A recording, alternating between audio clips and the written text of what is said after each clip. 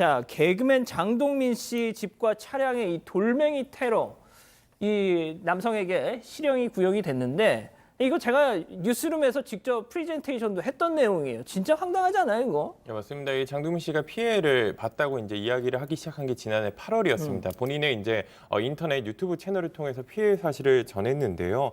이 돌멩이 테러를 당하고 있다 이렇게 이야기를 했습니다. 집과 차량의 돌멩이 테러가 이뤄졌는데 이게 지난해 8월부터 9월까지 이제 원주에 있는 장동민 씨 주택 외벽과 창문, 승용차에 수십 차례 걸쳐 돈이 저렇게 던져진 거 지금 영상 보시면은 뭔가 날아와서 차 윗부분을 딱 때리고 날아가는데 저게 돌멩이입니다.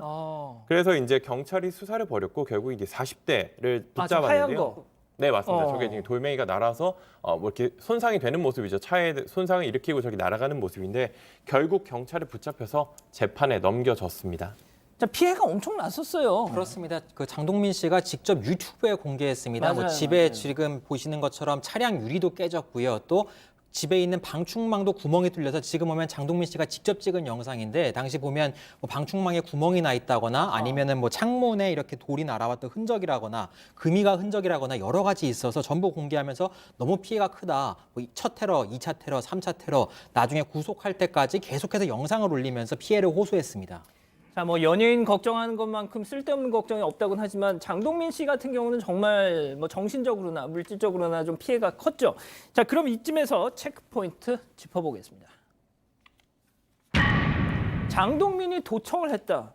야, 이거 약간 내귀의 도청 장치 그런 느낌이에요, 이거. 예전에 그 생방송 중에 그런 일이 벌어지고 88년도 MBC 뉴스데스크. 전 그때 그걸 라이브로 봤어요. 이제 초등학교 6학년이었는데 보다가 갑자기 누가 들어오더니 내귀의 도청 장치. 그래서 완전 얼어버렸어요 그때. 초등학생이셨어요. 초등학교 저는 그때 6학년. 2살 때여가지고. 아, 그래요? 네. 그게 중요한 게 아니라 빨리. 모르겠습니다.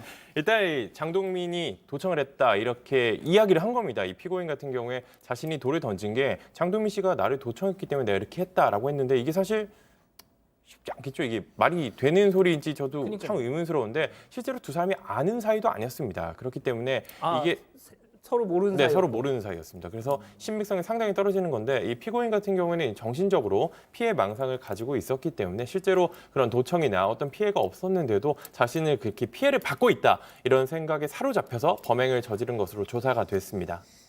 자, 교수님도 이 내용을 아시겠지만 진짜 보면 말이죠. 그냥 도청 장치했다고 이럴 만한 게 아니라 진짜 되게 집요했고 또 계획적이었고 CCTV를 달아놓으니까 그 사각지대에서 또 던졌고 심지어 뭐 말씀드렸다시피 유튜브에 나와서 몇 번을 경고했는데도 계속 그랬단 말이죠. 네. 뭐 일단은 합리적인 사고를 하기가 좀 어려운 사람인 것으로 보이고요. 그렇기 때문에 굉장히 편집증적인 피해 망상 같은 거를 가지고 있었다. 이렇게 이제 볼 수가 있어서 이분의 뭐 진단명을 제가 뭐 정확히 알고 있지는 못하지만 아마도 조현병과 연관된 증상이었을 거다. 이렇게 이제 추정이 되고요. 그런 경우에는 사실은 약물을 복용을 하면 이런 여러 가지 이제 증상들이 많이 호전이 됩니다. 그런데 이제 그와 같은 이제 어떤 약물 그 치료에 지금 노출되어 있지 않은 것으로 보여서 그런 경우에는 이렇게 집요하게 망상, 사고장애가 진행이 돼서 지금 반복적으로 피해를 입힐 수가 있는 상황인 거죠. 변호사님 어제 재판이 있었죠? 네, 그렇습니다. 검찰이 구형을 했는데 징역 2년 6개월형을 선고해달라고 요청을 했습니다. 이제 이게 그 위험한 물건이기 때문에 특수재물손괴 등이 적용됐고요. 죄질이 불량하기 때문에 실형 선고가 마땅하다고 구형 이유를 설명했습니다. 자, 그런데 이 피고인 말이죠. 피고인 측 변호인, 뭐 앞서 이제 교수님도 뭐 조현병 가능성을 언급을 하셨는데 결국 그런 얘기를 했더라고요. 뭐 정신질환이 좀 있다 이러면서 약간 어떤 감형을 해달라, 뭐 선처를 좀 호소하는 듯한 얘기를 하는데, 근데 제가 앞서도 말씀드렸지만 이 CCTV를 달아놓으니까 그 사각지대에 숨어서 막 계속 돌을 던지고 이게 말이죠. 이게 좀 전 이게 닿지가 않는다 이게 그런 생각이 들거든요. 네, 그렇죠. 일단 그 돌 던진 행위 자체는 다 인정을 했습니다. 그리고 사실 변호인은 뭐 최선을 다해서 일을 하는 거니까 형량을 좀 낮추기 위해서 그렇죠. 그런 측면에서 이제 좀 선처해달라라고 하는 요구를 한 건데 이제 과거에 정신질환 치료를 받은 전력이 있고 그리고 지금 이 범행에도 정신적인 문제가 개입돼 있다라고 주장을 했습니다. 또 반성하고 있고 또 재범을 하지 않겠다고 다짐을 했고 또 합의를 위해 노력하고 있기 때문에 선처해달라라고 한 것인데.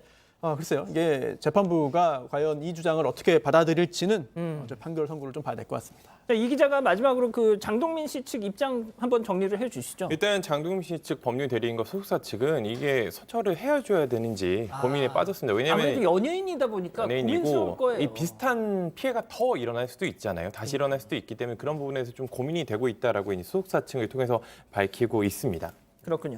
알겠습니다.